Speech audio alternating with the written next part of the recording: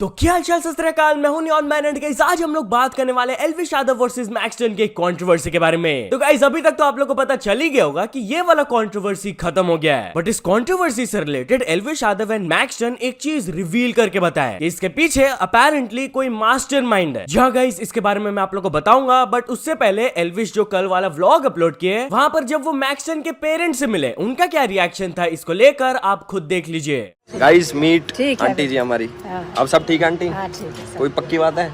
सारे जने एक हैं हमारे साथ।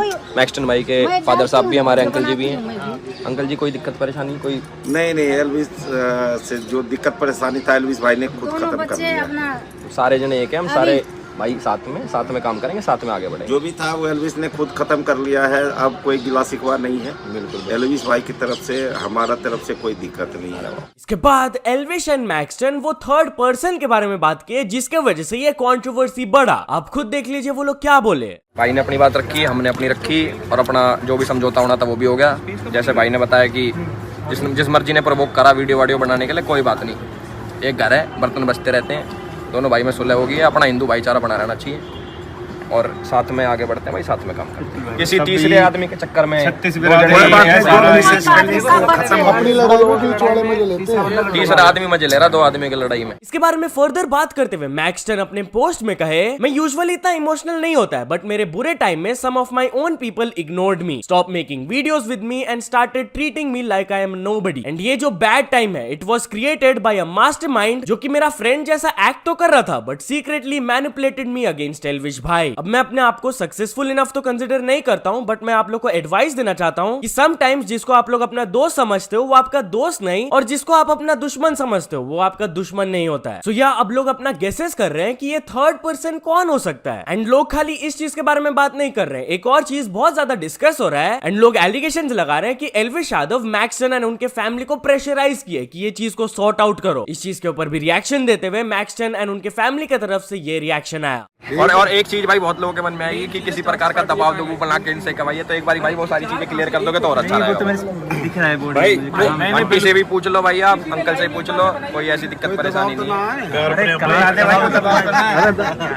चलो अब ये वाला कंट्रोवर्सी तो खत्म हो गया, बट एल्विश यादव के अगेंस्ट फिर से एक कंप्लेंट फाइल कर दिया गया है। जहां गाइस उनसे रिलेटेड ये वाला न्यूज आया कि गाजियाबाद में उनके अगेंस्ट एक कंप्लेंट फाइल किया गया है बाय अ पर्सन जो कि एसोसिएटेड है पीएफए से, पीपल फॉर एनिमल्स। आप लोगों को याद होगा ये वही संस्था है जो कि एल्विश यादव के स्नेक वेनम केस के पीछे थे। तो ये पर्सन जो पीएफए से एसोसिएटेड है वो पुलिस स्टेशन में जाकर कंप्लेंट फाइल कराया एल्विश यादव के अगेंस्ट कि वो उनको पकड़ाने के लिए थ्रेट्स दे रहे हैं। एलिजेडली उनको एंड उनके भाई को केस विड्रॉ करने के लिए थ्रेट किया जा रहा है। तो पुलिस ने अभी बोला है कि वो उनके कंप्लेंट को एग्जामिन कर रहे हैं एंड फर्दर इन्वेस्टिगेशन के बाद वो एक्शन लेंगे। तो चलिए अब आगे बढ़ते हम लोग बात करने वाले रैंडम सेना के बारे में। तो क्या रैंडम सेना अरेस्ट हो गए हैं? जहां गाइस कल सोशल मीडिया में ऐसे कुछ रिपोर्ट्स फैलने लगे। बेसिकली ट्विटर में एक अकाउंट है टीम 7 ऑफिशियल, उनके तरफ से एक ट्वीट आया था कुछ दिनों पहले जहां पर वो बिहार पुलिस को टैग करके बोले थे कि ये वुमेन अब्यूजर रैंडम सेना को वो अरेस्ट करे। तो कपल ऑफ डेज लेटर जब कुछ ऐसी रिपोर्ट्स आने लगे कि रैंडम सेना हैज बीन अरेस्टेड, तो बिहार पुलिस से कंफर्मेशन के लिए एक ट्वीट में पूछे। तो इसके नीचे बिहार पुलिस की तरफ से एक ऑफिशियल स्टेटमेंट आया कि इस संबंध में साइबर पुलिस पटना द्वारा जांच एवं अग्रतर विधि सम्मत कार्रवाई प्रक्रियाधीन है। बट देन अगेन कुछ लोग ये ट्वीट करके भी बोल रहे हैं कि रैंडम सेना को अरेस्ट नहीं किया गया है, ही इज सेफ। तो लेट्स सी, जब तक उनके तरफ से ऑफिशियली ट्वीट नहीं आएगा तब तक हम लोग को पता नहीं चलेगा। बट यार चलिए अब आगे बढ़ते हम लोग बात करने वाले हैं अक्षय कुमार एंड उनकी वाइफ ट्विंकल खन्ना के बारे में। तो अक्षय कुमार की वाइफ ट्विंकल खन्ना उन्हीं को ट्रोल कर दी। जहां guys recently Ambani pre wedding ceremony के दौरान अक्षय कुमार भी परफॉर्म किए थे एंड उनके परफॉर्मेंस से ये वाला वीडियो वायरल जा रहा था। जैसा कि आप देख सकते हो कि कुछ ज्यादा ही एनर्जी डाल रहे थे वो अपने परफॉर्मेंस में, लोग उनको थोड़ा सा ट्रोल कर रहे थे। And not only the people, Twinkle Khanna जो कि आर्टिकल्स वगैरह लिखती है वो भी इस डांस को मेंशन करते हुए बोली, he then performs a punching dance step that he repeats 33 times with so much force कि ऐसा लगता है कि वो एक ऑयल वेल को डिग कर रहे through the stage into the Jamnagar soil. But anyways चलिए अब आगे बढ़ते हम लोग बात करने वाले अंजलि अरोरा के बारे में। तो काफी सारे यूट्यूबर्स अंजलि अरोरा को इस वजह से ट्रोल कर रहे हैं। जहां गाइस आप लोगों को याद होगा मैक्सटन वर्सेस एल्विश कंट्रोवर्सी के दौरान अंजलि एल्विश के सपोर्ट में एक स्टोरी अपलोड की थी जहां पर वो बोली थी कि वी अंजलियंस आर विद यू। अब ये अंजलियंस क्या है यार, इस चीज को लेकर लोग उनको ऑलरेडी ट्रोल कर ही रहे थे एंड लक्ष्य चौधरी भी एक सरकास्टिक ट्वीट किए थे, प्राउड #अंजलियंस। इसके बाद भाई अंजलियंस ट्विटर में ट्रेंड भी करने लगा था, जिस पर रिएक्ट करते हुए अंजलि अरोरा ये ट्वीट की, प्लेटफॉर्म कोई भी हो ट्रेंडिंग तो मेरे अंजलियंस ही कर देते हैं मुझे। भाई लिटरली कैसे उनको समझ नहीं आया कि इट वाज सरकाज़म। तो लक्ष्य चौधरी भी इसका स्क्रीनशॉट लेके के ये क्लाउन वाला इमोजी डाले, जिस पर रिएक्ट करते हुए थगेश बोले जेलस एंड रॉनी भी बोले jealous of Lakshya. He got a reply from अंजलियंस लीडर। बट यार चलिए अब आगे बढ़ते हम लोग बात करने वाले हैं ऑस्कर अवार्ड्स 2024 के बारे में। तो इस साल ऑस्कर अवार्ड्स में कौन क्या जीते, चलिए मैं आप लोग को बता देता हूँ। First of all best picture मिला ओपेनहाइमर को, then best actor in a leading role was Cillian Murphy, best actress in a leading role was Emma Stone, best director का अवार्ड गया ओपेनहाइमर के क्रिस्टोफर नोलन को, best original song का award मिला Billie Eilish को and इसकी वजह से वो एक रिकॉर्ड भी सेट कर दी। वो हिस्ट्री की यंगेस्ट 2 टाइम ऑस्कर विनर बन गई। She is 22 years old and already उनके पास 2 ऑस्कर अवार्ड्स हो गए। And also best actor in a supporting role का अवार्ड मिला रॉबर्ट डाउनी जूनियर को, जिसकी वजह से वो अपने एक्टिंग करियर का फर्स्ट ऑस्कर अवार्ड फाइनली ले ही लिए। बट यहाँ गाइस ऑस्कर अवार्ड से एक और मोमेंट वायरल जा रहा है जहां पर ट्रिपल आर को फीचर किया गया था। क्या गाइस बेसिकली जब ये सेरेमनी चल रहा था तब पीछे स्क्रीन में बीच बीच में ट्रिपल आर के स्टंट सीन्स या फिर उनका डांस सीन्स प्ले करके दिखाया जा रहा था। ये भी काफी बड़ी बात है यार, वो अवार्ड तो ऑलरेडी जीत लिए बट इतना बड़ा इन्फ्लुएंस रहा कि वो इस चीज को अभी तक प्ले कर रहे हैं। And not only this, Oscar awards के दौरान जॉन सीना ये क्या कर दिए भाई, लाइक लिटरली जॉन सीना एक अवार्ड को देने के लिए नेकेड आए थे। बेसिकली बेस्ट कॉस्ट्यूम डिजाइन से रिलेटेड वो अवार्ड देने आए थे, तो to show the importance of costume वो कुछ भी पहन के नहीं आए। एंड बिहाइंड द सीन्स जब उनका ये वाला पार्ट खत्म हुआ तब जाके फाइनली उनको कपड़ा पहनाया गया था। तो चलिए अब आगे बढ़ते हम लोग बात करने वाले फुकरा इंसान के बारे में। तो क्या फुकरा इंसान इस वजह से ऑलमोस्ट अरेस्ट हो गए थे? वेल गाइस कल अचानक से दैनिक जागरण की तरफ से एक आर्टिकल आया था जहां पर वो लोग लिखे थे कि इस एक गलती के कारण अभिषेक मलान के घर पर पड़ी थी एनसीबी की रेड। अब लोग इसको देखकर शॉक हो गए कि फुकरा इंसान के घर पे रेड कब पड़ गई भाई। But guys let me tell you कि एक बहुत ही पुराना इंसिडेंट है। वो जब थगेश शो में गए थे तब भी वो इस चीज के बारे में बताए थे। अगर आपको नहीं पता है तो आप ये स्टोरी सुन लो।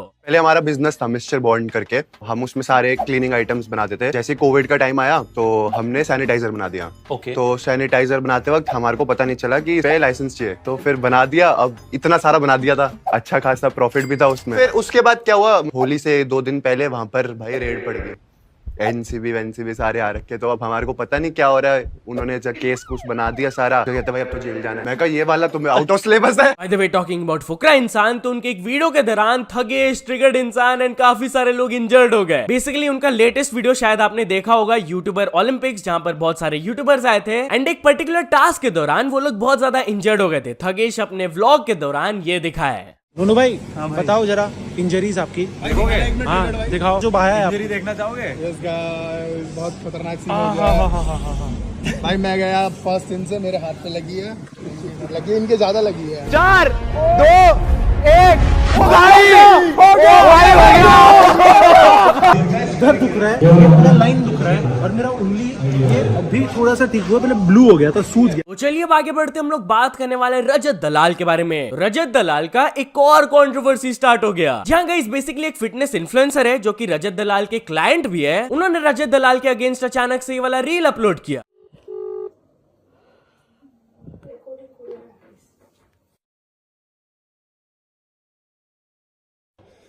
यार एक बात बताओ, मैंने कितना दिन पहले हाँ मैं स्लिप भेज देता हूँ थोड़ी देर। अब जैसे ही उनके तरफ से ये रील आया तब रजत दलाल उनके अगेंस्ट एक लीगल नोटिस फाइल कर दिए एंड वो अपने इंस्टाग्राम में ये कहे। तो सीन ऐसा है, उसमें 2 पार्ट है, एक कोचिंग का और एक पार्सल का। मेल पे टाइमली चीज अपडेट हो रखी है कोचिंग रिलेटेड, और जो पार्सल है वो 27 तारीख को मैं ऑलरेडी कर चुका हूँ, जो किसी वजह से उसके पास नहीं पहुंचा, जो कि कुरियर वालों का लेना देना है, मेरा नहीं है। अगर मेरा नाम कहीं पे उठा है तो भाई को फेम चाहिए, तो पूरा प्रॉपर फेम देंगे। कोई मेरे को पूरे दिन में 50-50 कॉल करे, रात में 1 बजे 2 बजे, ड्राइव कर रहा हूँ उस टाइम, ट्रेनिंग कर रहा हूँ उस टाइम, किसी ने मेरे को खरीदा नहीं है ना। अगर कोई मेरे से कोचिंग ले रहा है, खाली एक चीज जहां मैं कुछ उल्टा बोल रहा हूँ वो उन्होंने रिकॉर्ड कर ली और बिना मेरे कंसेंट के डाल दी है, तो कॉन्सिक्वेंसेस सब कुछ झेलो।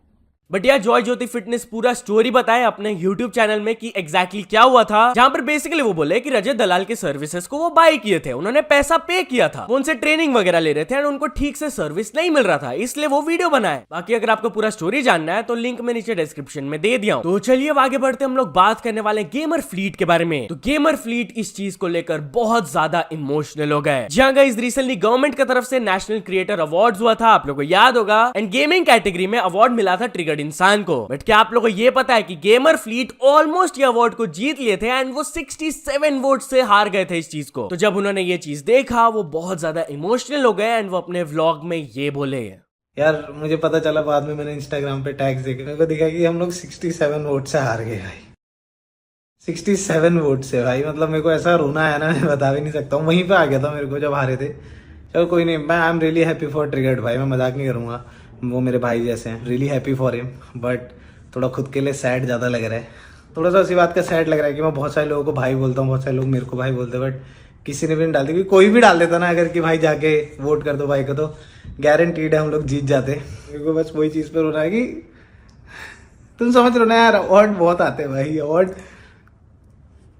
बहुत आते हैं भाई, बट वो चीज अलग थी। तो चलिए अब आगे बढ़ते हम लोग बात करने वाले अश्नीर ग्रोवर वर्सेस अनुपम मित्तल के बारे में। तो अनुपम मित्तल अश्नीर ग्रोवर को रिस्पॉन्ड किए। जहां गाइस आप लोगों को याद होगा कुछ दिनों पहले मैंने आप लोगों को ये स्टोरी कवर करके बताया था, जहां पर बेसिकली अनुपम मित्तल एक शार्क टैंक एपिसोड के दौरान अश्नीर को पोक किए थे, जिसके बाद अश्नीर एक इवेंट के दौरान उनको रिप्लाई दिए थे। एंड उस रिप्लाई में वो बेसिकली बोल रहे थे कि वो सीजन 1 करके चल गए, he was the TRP king of the show. तो इस पर रिस्पॉन्ड करते हुए कल अनुपम मित्तल अपने स्टोरी में बोले, कुछ लोग थक गए बाहर इंटरव्यू में ये कहते कहते कि टीआरपी मेरे कारण आती थी शो में, बट रियलिटी आपके सामने है, खेलने की जरूरत नहीं। एनीवेज चलिए अब आगे बढ़ते हम लोग बात करने वाले तापसी पन्नू के बारे में। तो तापसी पन्नू बॉलीवुड के बारे में ये चीज रिवील करके बताई, जहां गाइस बेसिकली वो बॉलीवुड ग्रुप्स के बारे में बात की कि कैसे यहाँ पर कैंप्स बने हुए हैं। वो बोली थी कि बड़े फिल्म्स करने के लिए आपको बॉलीवुड ग्रुप्स का एक्सेस चाहिए, एंड उनके पास ये एक्सेस ना होने के कारण बिग बजट फिल्म्स उनको नहीं मिलते। तो या तो चलिए अब कुछ इंटरनेशनल स्टोरीज के बारे में बात करते हैं। तो फर्स्ट ऑफ ऑल हम लोग बात करने वाले एक यूट्यूबर के बारे में जिन्होंने एक बहुत ही अनोखा रिकॉर्ड सेट किया है। जहां गाइस आप YouTube में फास्टेस्ट टू 100 के subscribers, fastest to 1 million subscribers, ये सब रिकॉर्ड तो सुनते होंगे, but slowest to 1 million subscribers कौन है, इसके बारे में मैं आप लोगों को बताऊंगा। बेसिकली एक यूट्यूबर है टिंज मैन, वो अपने चैनल में एक वीडियो अपलोड किए जहां पर उन्होंने क्लेम किया कि he is the slowest YouTuber to hit 1 million subscribers. अब कितने साल से वो वीडियो अपलोड कर रहे थे तब जाके वो ये माइलस्टोन हिट किए, आप खुद उनसे सुन लो।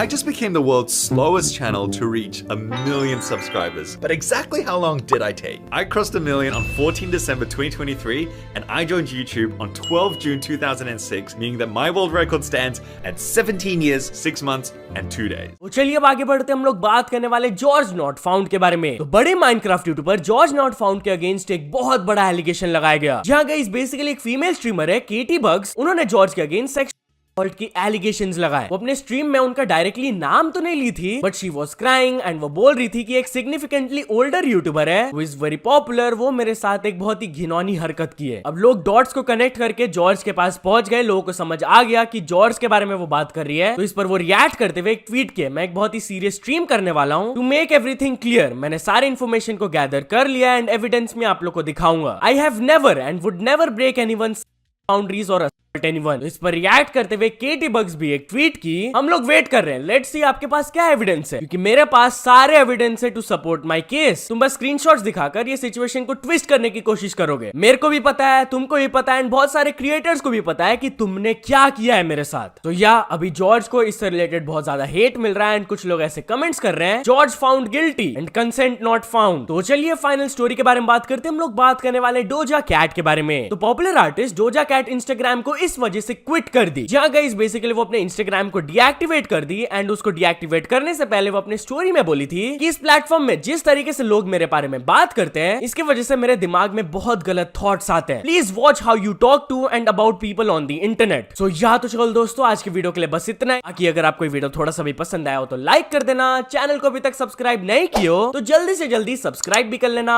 न्यूज सबमिशन का लिंक डिस्क्रिप्शन में, वहां से जाके आप कुछ न्यूज भेजोगे तो आपको क्रेडिट्स भी मिल सकता है मेरे डिस्क्रिप्शन में। सो यस, सपोर्ट करते रहना। मिलते हैं नेक्स्ट वीडियो में, टिल देन बाय बाय।